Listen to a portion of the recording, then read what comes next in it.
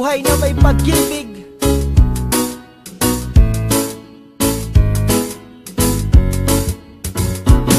Sa bawat buhay ng tao'y merong pag-ibig na nakahimlay, at ang tanging dapat mo lang gawin sa aking sumabay. Halika nang gisingin natin ang tulog mong diwa, ibaba mo ang armas at sandatang nakakahiwa. Sa pagkakataong ito, hari aking opinyon, layunin ko'y magkaisa lahat ng relihiyon. Bilyon ng tao sa mundo kung ating tutuusin, bawat tao ay may buhay na pwede ring tumusin ng Diyos.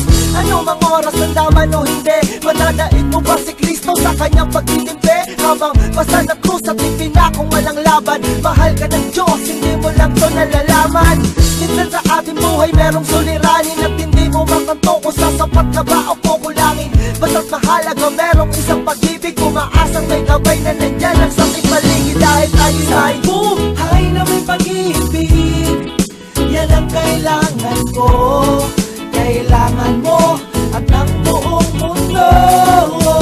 Isang buhay na may pag-ibig, yan ang kailangan ko, kailangan mo at ng buong mundo. Ako'y nabuhay sa mundong hindi inabot ang ama at inasa ang lahat sa aking nag-iisang ina. Ang mayakap siya't pasalamatan, gusto ko pa sana nang hindi hinahangad sa aking nakala ang pamana. Ngunit ako'y naligaw kay haba na nasungay, sa tuwing kakausapin niya ko mata ko'y mapungay. Pinili kong daan iba sa karaniwang bata, impernong itinuri mas matindi pa yata. Ang mapayapa at pangakong paraiso ay di mo makakamtan kung nasa bulsa mo ay piso.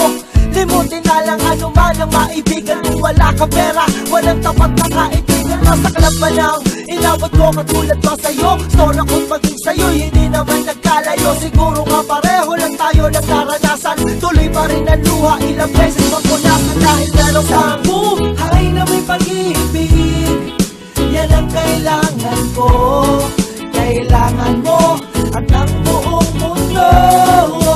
Isang buhay na may pag-ibig, yan ang kailangan ko, kailangan mo at ng buong mundo.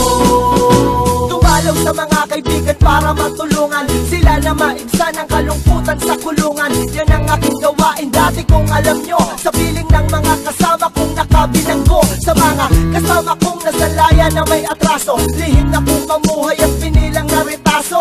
At isang pilas ng papel na nilamukos, kasalanan man nila kung ang galit biglang mabuhos. At bakit ganon? Pag sinabing Muslim ay matapang, pag sinabing taga-kapis makukulam ang babarang, pag sinabing waray walang awa kong pumatay, at pag sinabing Pilipino walang pinhabang buhay. Ako ay Pilipino, isa rin sa kinakapos. Tanong ko lang, sino ba yung tinatawag nilang Diyos? Siya ba yung nakasama mo sa madilim na eskinita at tinakay ka sa may liwanag kahit hindi mo siya nakita?